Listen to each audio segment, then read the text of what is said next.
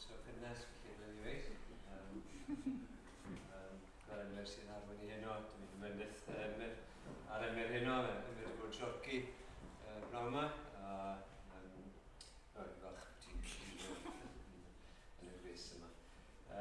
Emyr yn arwen i eto os dwi'n mynd, bod y sy'n nesaf, bydd Aled Lewis yn arwen yn y nos.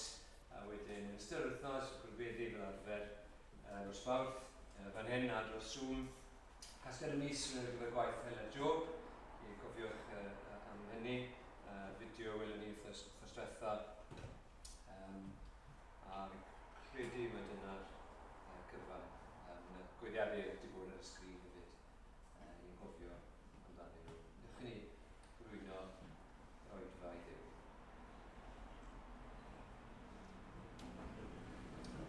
Diolch i ti o arglwydd am gymaint o bethau ni wedi mwynhau yn ystod y dydd, gymaint o bethau da. Wedi wedi rhoi ni eto heddi. Diolch i ti yn arbennig am glywed eto. Glywed yr efengel bod yma, geiriau'r arglwydd sy'n gris, gwyn ei byd. A bod y neges yma mor gwahanol, felly be ni'n disgwyl. Bod ni aml yn gallu troi yn ôl i feddwl yma beth i ni'n neud sydd yn bwysig. Bod ni'n gallu cyfiawnhau'n hynny, bod ni'n gallu cyrraedd rhyw safon. A ni'n diolch yn gael atgoffa eto, bod ni'n dod yn dlawd. Bod ni'n dod i rai sydd yn galaru. Gwyddio ar y ti weithio yna ni arglwydd. Fel bod yr unweddau yna, ni yn darllen amdano nhw bod yma. Bod ni yn bobl tregarol, bod ni yn dangnefeddus. Bod yna'n wir amdano ni, sylweddoli bod dim cyfiawnder gyda ni yno ni'n hynny o gwbl. Helpa ni hefyd i fyfyrio ar pethau yma yn ystod wythnos. Nid cymryd un o'r gwynfydau, ond meddwl am bob un ohonyn nhw. Dyle bob un ohonyn nhw fod yn wir amdano ni, so ni wedi credu yn arglwydd sy'n Grist. Ni'n cyflwyno'r oedfa yma nawr i ti. Ni'n ymwybodol bod i'n gynnes, a bod ni'n gallu blino yn cael ein anodd i gael yn bwyntio. Bod am dy help ti. Diolch i ti, dy fod ti yn ddew sydd yn ateb gweddi. Ni'n gwyddio ar y ti ateb gweddi yna nawr. Helpa ni i gael yn bwyntio ac i feddwl o ddifri am yr hyn yn ei glywed wrth ni, yr gair gael ei ddarllen a esbonio i ni. Ni yn gwyddio, bod ni'n dod yn fwy ymwybodol, bydd yn treifio mwy a mwy i'n calonau ni. Bod y cyfan sydd gyda ni yn holl obeth ni, yn holl lywenydd ni, ystyr yn bywydau ni, yr unig reswm i fyw. Oherwydd dy fod ti wedi dangos gras tuag ato. Bod ni angen pwyso ar dy ras ti, bob dydd o bywydau. Bydd gyda ni nawr, yn bedithion, yn gofyn hyn, yn eiddiad Iesu Grist. Amen. Diolch Dewi. Na i jyst ategu beth oedd Dewi'n gweud fyna. Mae yn boeth. Ac mae'n anodd canolbwyntio pan mae'n boeth. Mae'n anodd canolbwyntio pan ych chi'n sychedig. A felly os ar unrhyw bwynt yn ystod yr oedfa, os ych chi yn teimlo fi wir angen diod, ewch chi'n ôl, bydd e'n llai o disruption i fynd i'n ôl diod nag os ych chi'n llywygu yn eich sedd chi. A fi yn cymryd cysur mawr fod rhywun wedi cwmpo i gysgu yn un o Prygethwyr Apostol Paul. Felly na i ddim cymryd yn bersonol os ych chi eisiau sefyll, falle mynd i'r cefn, cael bach o awyr iach. Gwell hynny. Yna ni barhau addoli. Ni'n mynd i ganio'r atodiad ar rhif 24.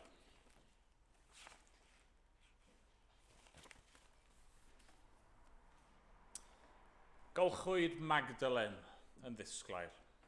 A Manasse ddi yn wyn yn y ffynon ddaeth o galon Iesu ar Galfaria fryn. Pwy a oer na olchir fyn? Pwy a oer na byddaf byw?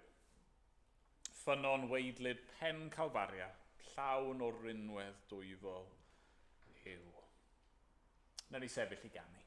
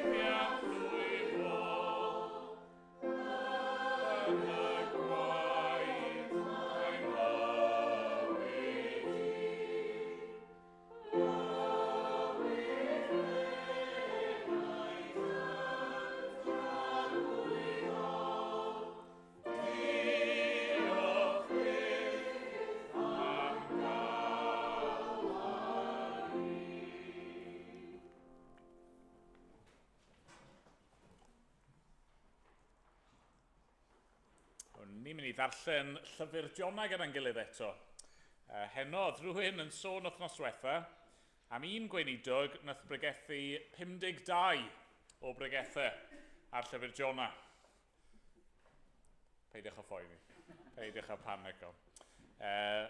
Ni wedi cael 2 pregeth, dyma'r bedwaredd, a fi'n rhaid gweld, gall newid, ond fi'n rhaid gweld bod yna un ar ôl heno. A be ni wedi bod yn neud, os chi'n ymuno â ni wedi bod yn edrych ar Jona ar ei hyd. Yn ytrach na mynd trwyddo fe ran wrth ran, adnod wrth adnod, neu pennod wrth bennod, neu beth bynnag, yn darllen ar ei hyd ac yn tynnu allan rai o'r themau. Pethau sydd yn dod drosodd trwy'r llyfr gyfan. Felly ddechreuon ni yn meddwl am y Duw sydd yn siarad. Mae'n ymddangos mewn sawl man, mewn sawl ffordd, mae Duw yn Dduw sydd yn siarad, yn Dduw sydd yn cyfathrebu. Yna, wnaethon ni weld bod Duw yn reoli. Eto, mewn gwahanol ffyrdd, mae'n amlygu ei hun bod Duw yn trefnu pethau, bod e'n goruwch lywodraethu. Yna, diwetha, wnaethon ni weld fod Duw yn Dduw cyfiawn, yn Dduw sydd i'w ofni, yn Dduw sydd yn sanctaidd ac yn cosbi pechod. A wnaethon ni ddim stopio fyna naddo. Hyd yn oed efo'r neges yna, dyna o'n i'n canolbwyntio arno fe, ond hyd yn oed ar y pwynt yna o'n i'n gorfod nodi bod Duw hefyd yn Dduw tregarog, yn Dduw graslon. A dyna lle mae'n ffocws ni'n mynd i fod heno, y Duw sydd yn achub. Y Duw sydd yn gwaredu. A gadewch i ni ddarllen dy'n gilydd te. Llyfr Jona dechrau yn yr adnod gyntaf. Dyma air Duw. Daeth gair yr arglwydd at Jona, fab Amitai. a dweud cod dos i Nineve, y ddinas fawr, a llefara yn ei herbyn, oherwydd daeth ei drygioni i'm sylw. Ond cododd Jona i ffoi oddi wrth yr arglwydd i Tarsus. Aeth i lawr i Jopa a chael llong yn mynd i Tarsus.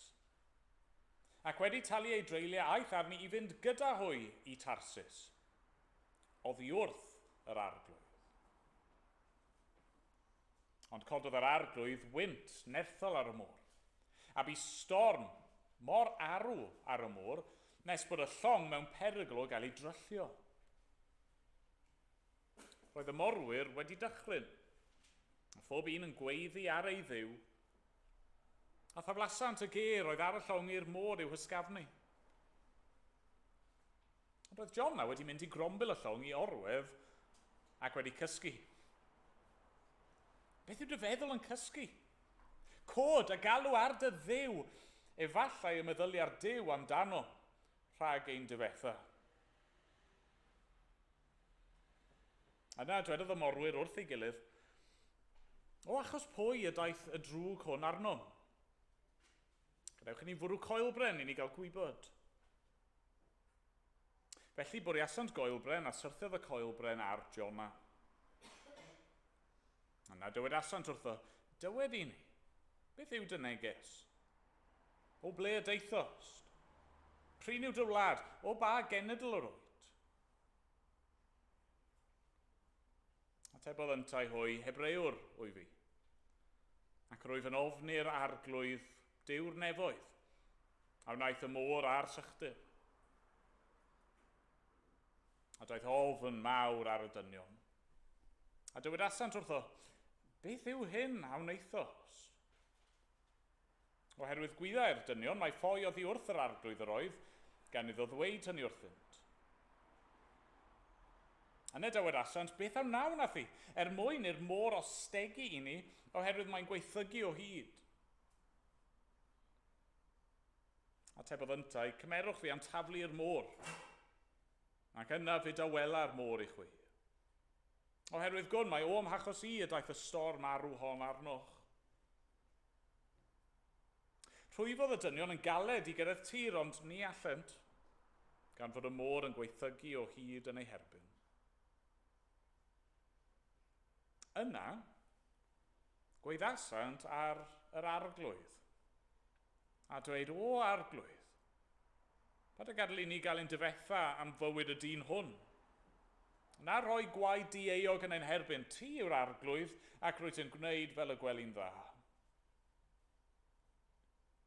Yna cymerasant Jona i daflu'r môr, a llynyddodd y môr o'i gynnwrf. Ac ofnodd y gwir yr arglwydd yn fawr iawn, gan offrymu aberth i'r arglwydd a gwneud addunedau. A threfnodd yr arglwydd i bysgodyn mawr lyncu Jona, a bu Jona ymol y pysgodyn am 3 diwrnod a thair noson. Yna gweddiodd Jona ar yr arglwydd ei dduw o fol y pysgodyn, a dweud, gelwais ar yr arglwydd yn fy nghyfyngder ac atebodd fi. O ddyfnder lleol y gweithais a chlywais fy llais. Teflais fi i'r dyfnder i eigion y môr a'r llanw'n famgylchu. Roedd y holl donau a phlyfeiriant yn mynd dros fy mhen. Yna dywedais, fe'n gyrwyd allan o tholwg di.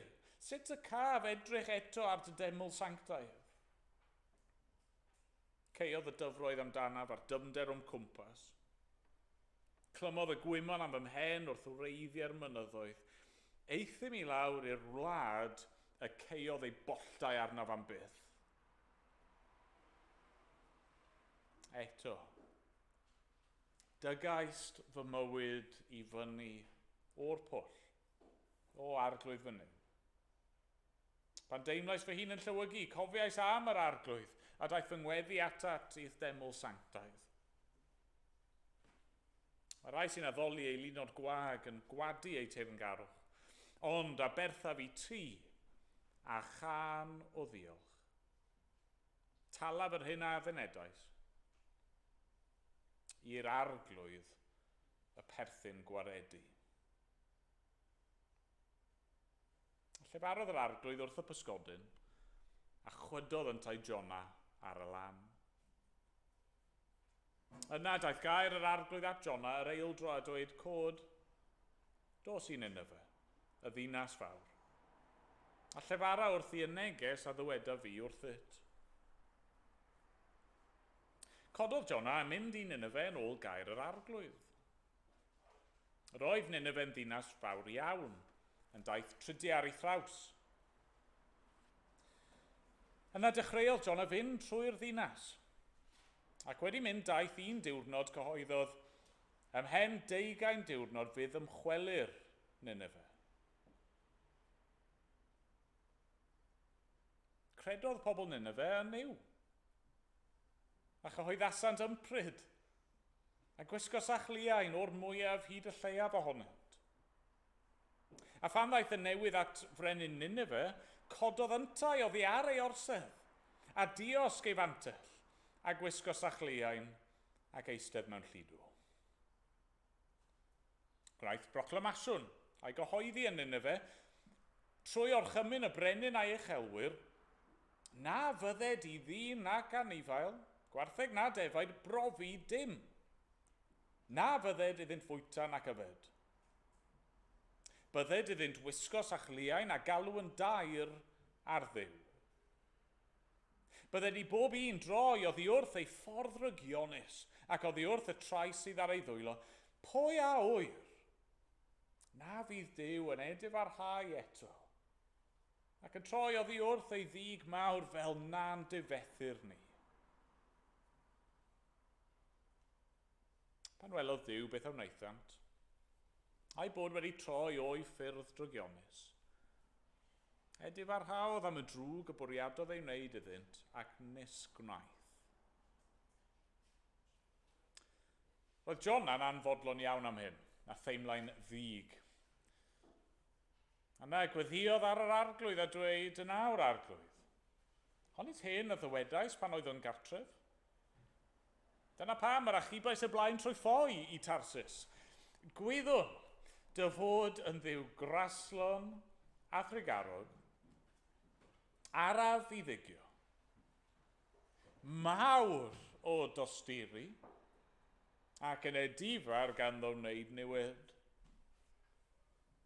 Nawr arglwydd, cymer fy mywyd oedd ei arnaf, gwell gen i farw na byw. Atebodd Duw, a yw'n iawn i ti deimlo'n ddig? Aeth Jona allan ac aros i'r dwyrain o'r ddinas. Roedd gaban iddo hun yno ac eistedd yn ei gysgod i weld beth a ddigwyddau i'r ddinas.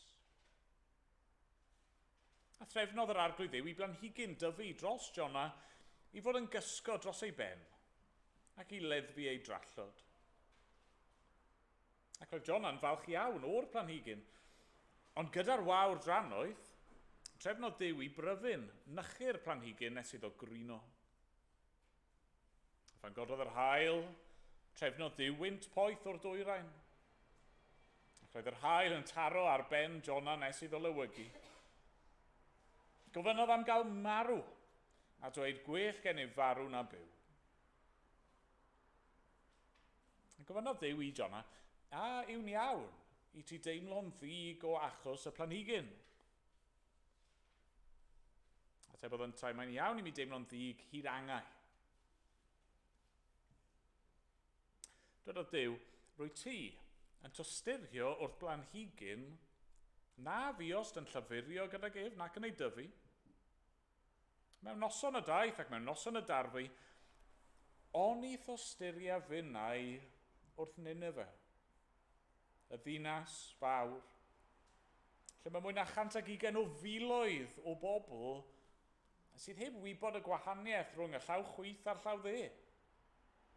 Heb sôn am lu o anifeiliaid. Amen. Amen. Diolch i Dduw am ei air e. Ganwn ni. Dyn gilydd. rhif 44 yn y llyfr yma.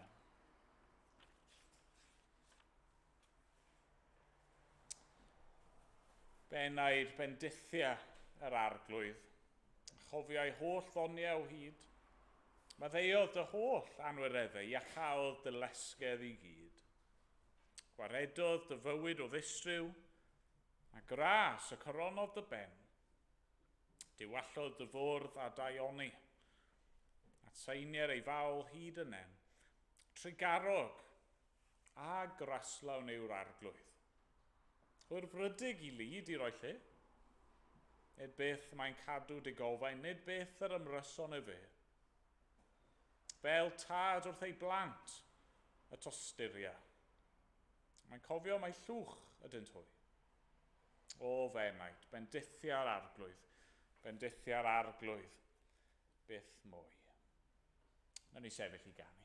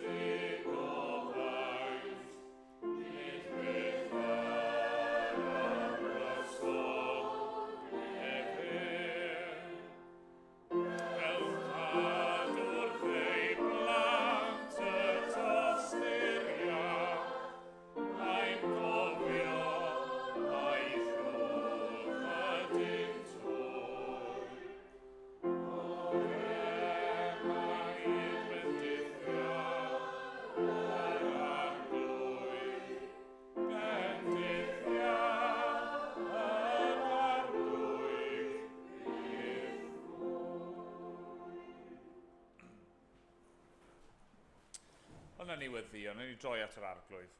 Dim gilydd. O arglwydd undyw. Bore yma o'n i yn clywed y geiriau hyfryd hynny, gwyn ei byd, ac yn cael ein atgoffa arglwydd o dy fendith di. Dy fod ti, yn dod yn agos at y rai sy'n dy geisio di. Dy fod ti yn ateb galw y rai sydd yn ymddiried yno ti. Dy fod ti yn nerthu pob un sy'n pwyso arno ti. Ac arglwydd, ni'n diolch am hyn. Beth bynnag yw ein sefyllfa ni.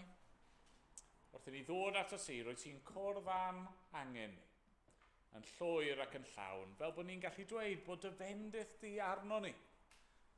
Arglwydd, rwy ti wedi'n bendithio ni a phob bendith ysbrydol yn y nefolion leoedd trwy'r arglwydd Iesu Grist.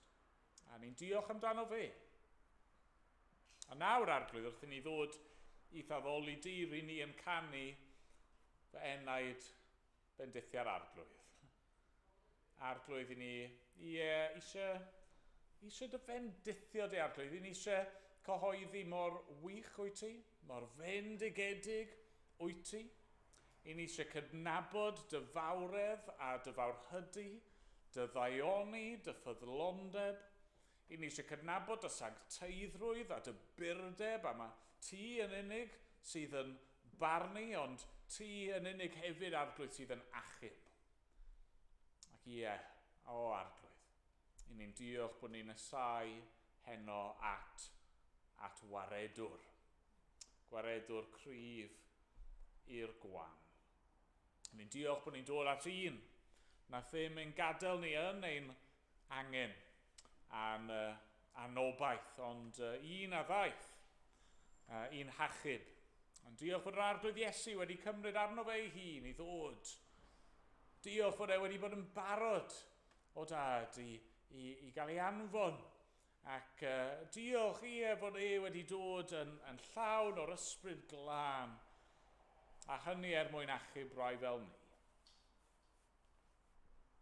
Dad, i ni'n darllen llyfr Jona, ac mae reality pechod a drygioni mor amlwg arglwydd. Ni'n gweld ym mhobman yna. Pobl oedd mewn gwahanol ffyrdd wedi dy wrtho di, wedi gwrthryfela yn dy erbyn di. Hyd yn oed Jona, y proffwyd yn ffoi oddi wrtho ti ac ei weld fel petai e ddim yn deall bod i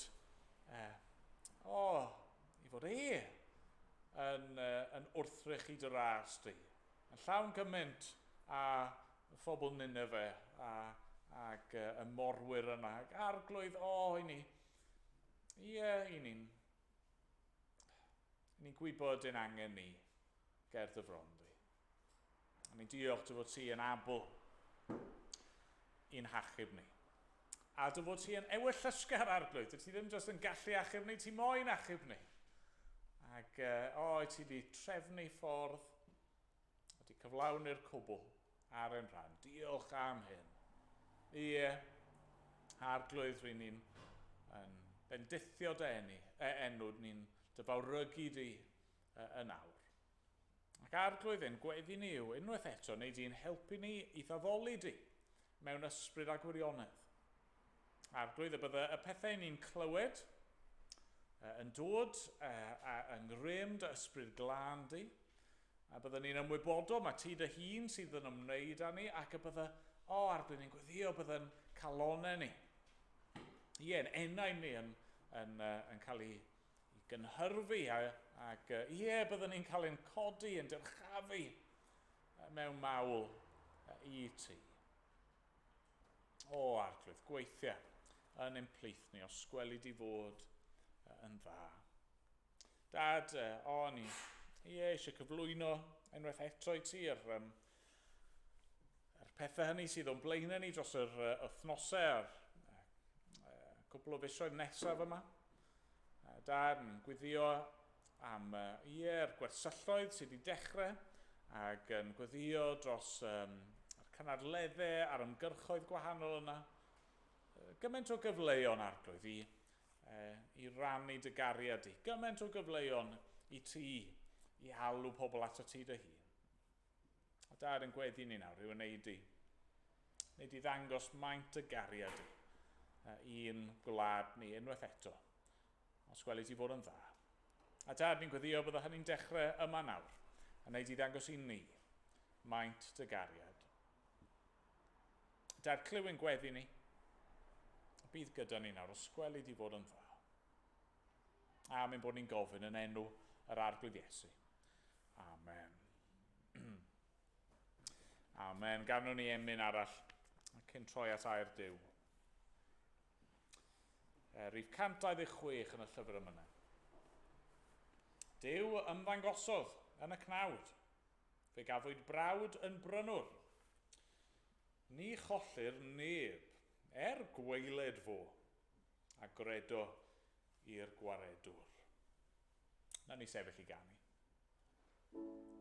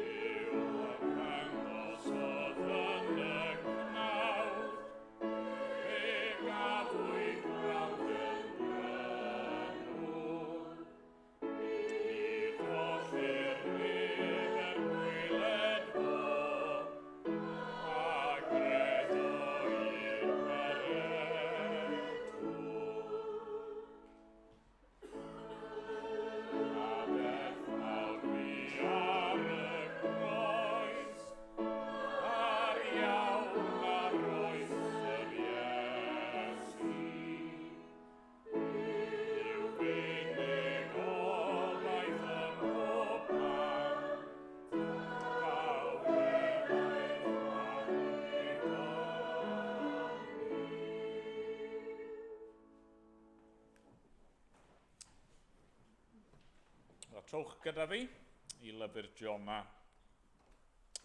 Nawr, i ni wedi gweld yn dod sawl thema amlwg sydd yn codi dro ar ôl tro yn y llyfr yma. Ond heno, mae'n bosib iawn bod ni'n dod i'r thema amlycaf. Ni'n dod heno, chi'n teimlo, at ganolbwynt neges llyfr Jona, what it's all about. Mi'n siŵr os ydych chi'n mynd allan ac yn gofyn i bobl, chi wedi clywed am llyfr Jona, stori Jona yn y Beibl?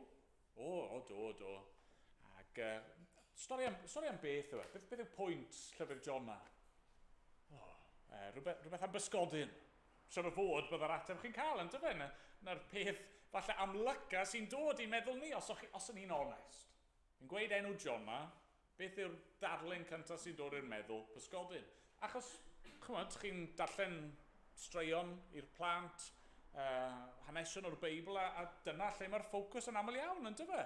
Y ffaith bod y dyn yma Jona wedi treulio trydiau ymol pysgodyn cyn cael ei chwydu nôl lan ar y lan. Ac wrth gwrs, mae'n rhan trawiadol o'r stori, mae'n rhan allweddol o'r stori, mae'n rhan llawn arwyddocad, ac os dyw e'n mynd, o'n i feddwl fwy am hyn ddim wythnos nesaf, ond y tro nesaf byddai'n pregethu ar Jona. Ond nid dyna pwynt llyfr Jona efe. Nid dyna canolbwynt llyfr Jona efe. Nid dyna uchafbwynt llyfr Jona efe. Fi'n credu mae'r uchafbwynt, mae'n codi mewn dwy le amlwg iawn. Mae'r cyntaf o fol y pysgodyn, pennod 2 adnod 9, lle mae Jona yn cyhoeddi hyn i'r arglwydd y perthyn gwaredu. A mae'n siŵr o fod yn arwyddocad bod yr adnod yna reit yng nghanol y llyfr, yn dydi? Llythrenol, mae reit yna slap bang yn y canol i'r arglwydd y perthyn gwaredu. Ond yna, os oedd unrhyw amheuaeth, ych chi'n troi ar pennod 4 adnod 2, lle mae'r rhyw fath o twist, yn dyfa. Ni'n darganfod pam bod Jona di ymddwyn fel nath be sydd wedi bod yn mynd mlaen o dan y wyneb, ond chi'n sicr yn teimlo bod yna rhyw climax fan hyn. Wrth i Jona gyhoeddi rhywbeth am gymeriad Duw. Gwyddwn dy fod yn dduw graslon, a thrigarog, araf i ddygio, mawr o dosturi, ac yn edifar ganddo wneud niwed. Sut un yw ein Duw ni? Wel, mae'n dduw sydd yn gwaredu, dduw sydd yn achub. Pam bod e'n ymddwyn fel hyn? Pam bod e'n gwaredu o gwbl? Wel, oherwydd mae'n raslon, yn drigarog. Mae'n araf i ddygio, mae'n fawr o dosturi, ac yn edifar ganddo wneud niwed. Nawr, wrth gwrs, mae yna orgyffwrdd, mae yna overlap yn y geiriau yna, a'r disgrifiadau hynny o Dduw. Ond be fi eisiau gwneud yn syml iawn, a gobeithio yn ddigon byr, achos mae'r tywydd yma'n llethol, yw jyst i fyfyrio nawr. Myfyrio ar y disgrifiad rhyfeddol yma o Dduw. Meddwl sut un yw'r Duw yma. Felly, yn gyntaf, mae'n Dduw graslon. Mae'n Dduw graslon. A chi gyd, fi'n gobeithio yn gwybod beth yw ystyr y gair yna. Y gair gras, mae'n caru mewn ffordd anheiddiannol. Mae'n caru mewn ffordd anheiddiannol. A ni wedi gweld hynny yn dod trwy gydol y llyfr. Mae'n codi ben mewn gwahanol ffyrdd. A gweud y gwir, mae'n codi ei ben reit o'r cychwyn cyntaf, yn dydi? Pennod 1, adnod 1, daeth gair yr arglwydd at Jona fab Amittai a dweud, cod, dos i Nineve, y ddinas fawr, llefaran ei herbyn oherwydd daeth ei drygioni i'm sylw. Be sy'n digwydd fyna? Wel, mae Duw Yr un ni wedi meddwl amdano fe, yr un sydd yn reoli a pob peth arall ni wedi ystyried amdano fe, mae'r Duw yma yn anfon un o'i broffwydi person oedd yn rhan o'i bobl arbennig ac yn ei anfon i Nineve. Yn anfon i brif ddinas ei gelyn pennaf nhw ar y pryd. Yn anfon Jona at y ddinas yma sydd yn cael ei disgrifio fel un mawr ond hefyd yn ddinas drwg. I ni'n amlwg yn deall nes ymlaen beth mae'n mynd i gyhoeddi. Mae'n mynd i gyhoeddi fod Nineve yn gwynebu dinistyr. A chwa be? Mae hynny yn raslon. Mae hynny yn dangos cariad anheiddiannol Duw. Achos gallai yr arglwydd yn rwydd iawn fod wedi peidio anfon Jona i Nineve.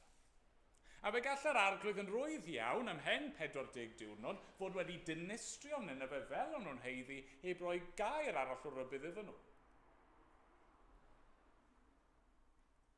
Mae'r ffaith fod pobl Nineve yn bodoli o gwbl yn arwydd o ras Duw. Mae'r ffaith bod nhw ddim wedi cael ei dinistrio hyd at hynny yn arwydd o ras Duw. A mae'r ffaith bod Duw fan hyn yn cymryd yr initiatif, yn cymryd y cam cyntaf, bod ei gariad fel petai'n gorlifo ohono fe ac yn arwain ato fe yn anfon Jona gyda'r neges yma i Nineve yn dangos ei gariad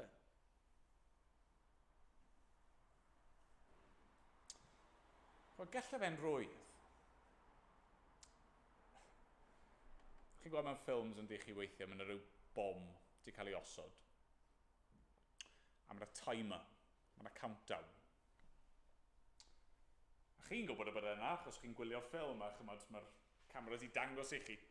Mae'n ticio lawr, o falle bod y bobl uwchben sydd yn hollol anymwybodol a'r gobeith wrth gwrs yw bod rhywun yn mynd i gyrraedd yna mewn pryd i'w rybuddio nhw neu cyrraedd yna mewn pryd i stopio'r bom rhag fynd i ffwrdd. A chi'n teimlo gyda Nineve, mae yna rhyw ticking time bomb yna, a mae'r un peth yn wir am ein byd ni.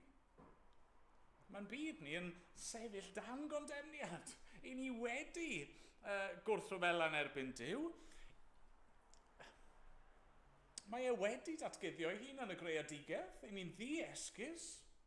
I ni'n gwybod yn ein cydwybod fod yna farn yn ein gwynebu ni. Ond mae'r arglwydd yn raslon. Yn hyn, mae'n anfon Jona at Nineve. Ac wrth gwrs, chi'n darllen yr ysgrythur a be mae'n gwneud dro ar ôl tro, mae'n anfon i broffwydi. Ac yna, yng nghyflawniad yr amser mae'n dod ei hun ym mherson yr arglwydd Iesu Grist. I'n rybuddio ni. Mae'r amser yn bryn. Mae'r wolaeth yn sicr. Mae barn yn dod. Yn ceisio ni yn ei ras. A mae'r arglwydd, y prynhawn yma, eisiau ni brofi hynny.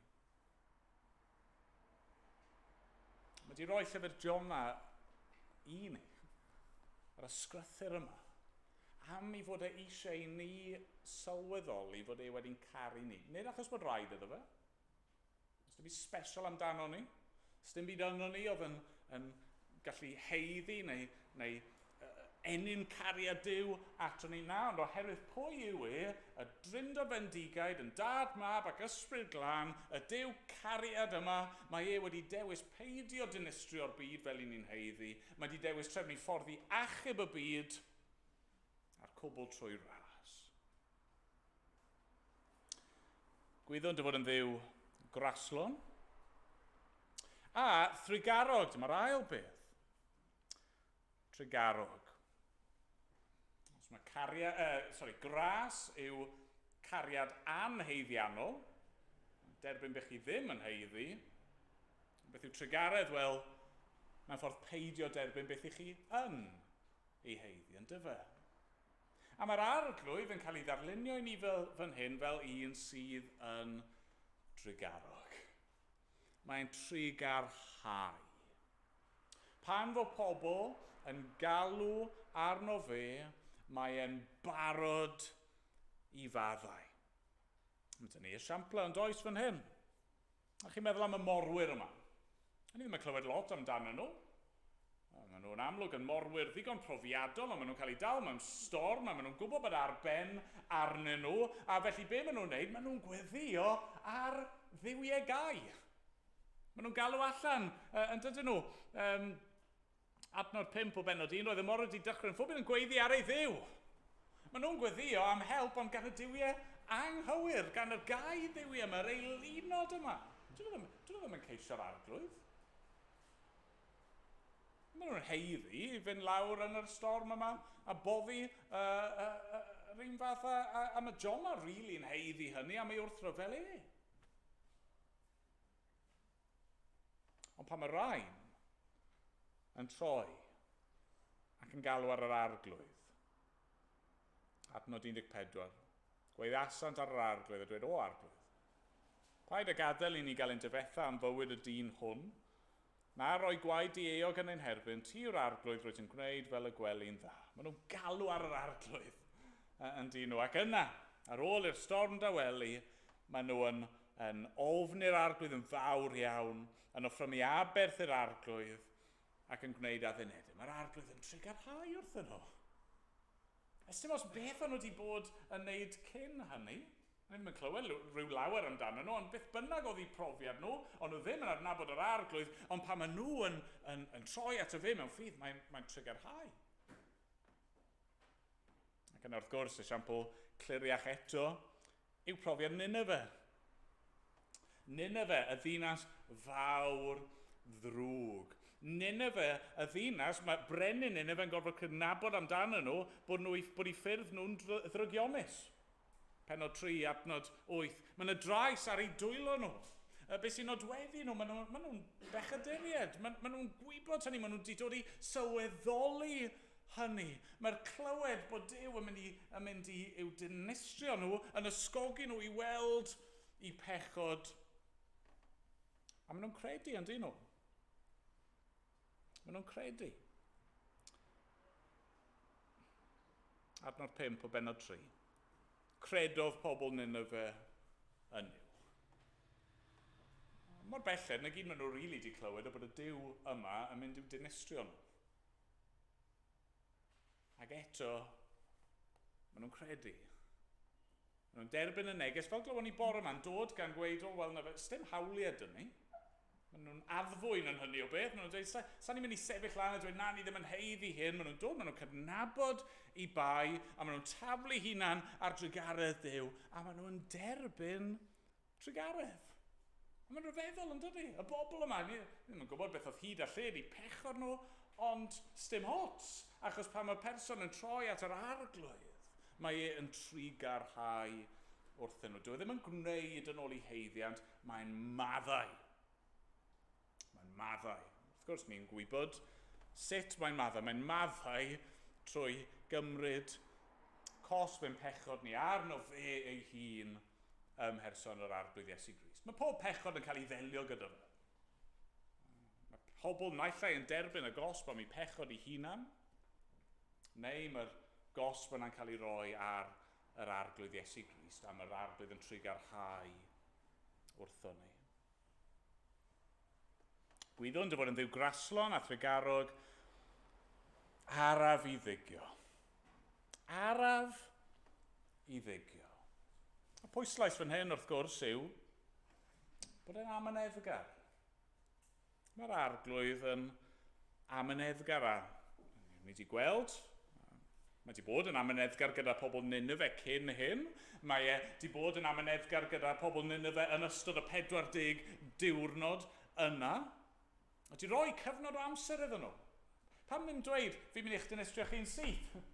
Ond mae'n rhoi 40 diwrnod iddyn nhw i feddwl, i ystyried, i ddod at ei pethau ac i droi at o fe. Mae'r arglwydd yn amyneddgar. A mae mor amyneddgar gyda Jona yn dydi. Ni wedi gweld hynny ydo. Jona, y proffwyd sydd yn ffoi oddi wrth yr arglwydd. Jona, y proffwyd sydd yn gyndyn i rannu Duw gydag eraill. Jona, yr un sydd ddim di gweld, a di ddim di deall gras go iawn ydy e, achos mae'n siŵr bod fe'n cydnabod ei angen ei hun, ond dwi ddim eisiau i pobl Nineve i brofi hyn, ond mae'r arglwydd yn amyneddgar gyda fe. Ie, mae'n ateb i weddi e, ymol y pysgodyn. Wel, yn anfon y pysgodyn yn y lle cyntaf, wrth gwrs, mae'n ei gadw e. Mae'n ei warchod e yn y ffordd rhyfeddol yna, mae'n dod o fe, mae'n pennod 3 yn ei anfon e eto. Ac eto. Ac yna ym pennod 4, pan mae Jona dal i fod mor ystyfnig, a mae Jona dal i fod mor ddiamynedd. Mae'r arglwydd yn dal gyda fe.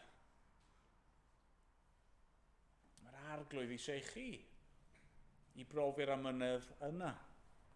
Heno, mae'r gair yn dweud yn dydy. Bod yr arglwydd yn amyneddgar. Bod e'n oedi dydd y far. Dwi ddim bod e'n di colli trac o amser. Dwi ddim bod e'n oedi am unrhyw reswm arall, ond fod e'n amyneddgar. Bod e ddim yn dymuno gweld neb yn cael ei dinistrio. Bod eisiau roi'r amser yna i bobl i glywed yr efengil ac i ymateb mewn ffydd ac i ddychwelyd ato fe. Gwyddwn dy fod yn ddiw graslon a thrygarog, araf i ddigio, mawr o dosturi. Dyma'r pedwerydd peth, mawr o dosturi. Yr arglwydd yn teimlo trienni, yn dydy. Falle bod hwn amlycaf at pobl Nineve. Mae'r arglwydd yn teimlo trienni drostyn nhw. Mae'n tosturio wrthyn nhw, yn gweld i sefyllfa nhw. Mae Jona, yn heno'r 4, yn dydy, mae e'n tosturio wrth blanhigyn. Mae'n teimlo'n flin wrth fel planhigyn yn marw. A mae'r arglwydd yn dweud yn dydy, Pennod 4, adnod 9, awn iawn i ti deimlo'n ddig o achos o planhigyn. A te bod yntau mae'n iawn i mi deimlo'n ddig hyd angau. Dwedodd Duw, rwy ti'n tosturio wrth blanhigyn na fi os yn llyfurio gyda gef nac yn ei dyfu. Mewn noson y daeth ac mewn noson y darfu, on i thosturia fynnau wrth Nineve. Y ddinas fawr lle mae mwy na 120 o filoedd o bobl sydd heb wybod y gwahaniaeth rhwng y llaw chwith a'r llaw dde, heb sôn am lu o anifeiliaid. Mae'r arglwydd yn dweud, Jona, ti'n teimlo yn sori am y planhigyn yma? A ddim ti nath wneud i'r planhigyn dyfu, oedd dim reolaeth gen ti drosto fe? Nawr te meddwl, na ddylswn ni dosturio wrth Nineve. O, ydy mae'n ddinas ddrwg? O, dyn nhw ddim wedi bod yn fy ngheisio i, ond i fi wedi bod yn llygedi arnyn nhw. O, ydy mae'n ddinas fawr, mae'n ddinas enfawr, mae yna filoedd o bobl yna, ac maen nhw'n gyfrifol am eu pechod, ac eto maen nhw ar goll yn eu pechod. Yna pwynt y syniad yma bod nhw ddim yn gwybod y gwahaniaeth rhwng y llaw chwith a'r llaw dde. Wrth gwrs, maen nhw yn gwybod y gwahaniaeth rhwng y llaw chwith a'r llaw dde, ond mae'r arglwydd yn dweud, maen nhw jyst mor ddiniwed. Maen nhw fel plant bach.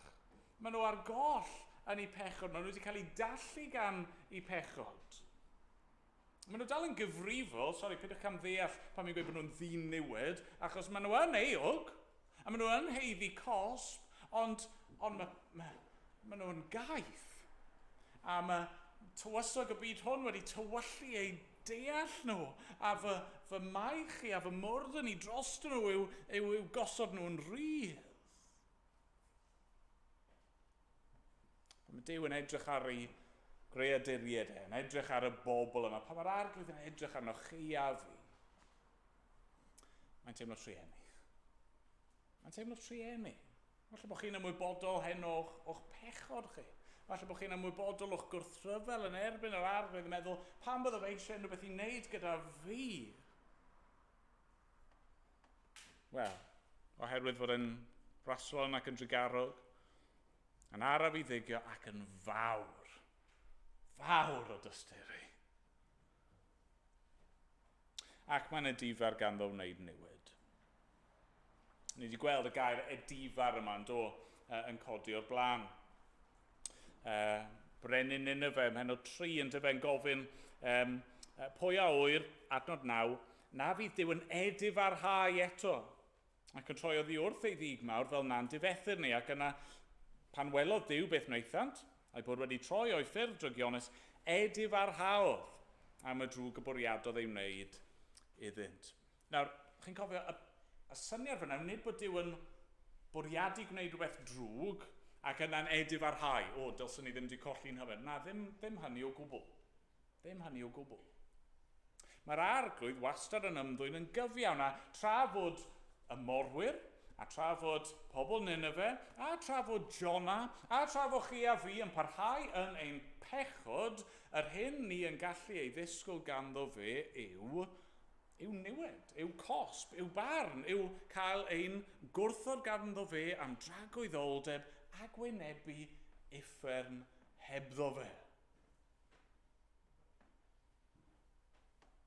Ond mae'r arglwydd yn edifar gwneud newid. Nid dyna yw ei ddymuniad. Mae e wedi datguddio i ni, mae e wedi cyhoeddi i ni, mae ei ewyllus i ni yw y byddwn ni yn edifarhau am y drwg ni wedi wneud ac yn troi ato fe fel bod e. Yn gallu troi oddi wrth ei fwriad, yn gallu troi oddi wrth troi ei lyd oddi wrtho ni. A gosod ei lyd ar yr arglwydd Iesu Grist. Dyna yw i ddymuniad ei chi ac i fi. Mae eisiau gweld ni yn troi ato fe. Fan hyn, mae eisiau Jona. Yn dydy ar y diwedd, mae'r stori'n gorffen yn open-ended. Ni ddim yn gwybod beth ddigwyddodd i'r morwyr. Ni ddim yn gwybod beth ddigwyddodd i'r pysgodyn. Ni ddim yn gwybod beth ddigwyddodd i Nineve. Ni ddim yn gwybod beth ddigwyddodd i Jona. A mae'r stori'n gorffen yn annisgwyl yn dydy. A ni ddim yn gwybod beth fydd diwedd yn stori ni, ond mae'r arglwydd yno yn sefyll wrth y drws yn curo. Mae'r arglwydd yna'n galw arno ni i ddod. Mae'r arglwydd yn dweud, dewch ato fi a fe na i gymryd eich pechododdi arnoch chi, a na i roi ar yr arglwydd Iesu Grist.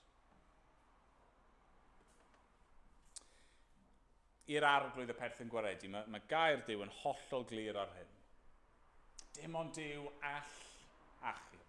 Dim ond Duw sydd yn achub. Dyna pam mae mor arwyddocaol bod yr arglwydd Iesu Grist yn dod i'r byd fel gwaredwr. Sdim ames, dim dadle pwy yw Iesu, fe yw Duw yn y cnawd, achos fe yw'r un sydd yn achub ei bobl o'i pechodau nhw. Mae am yn gwaredu ni.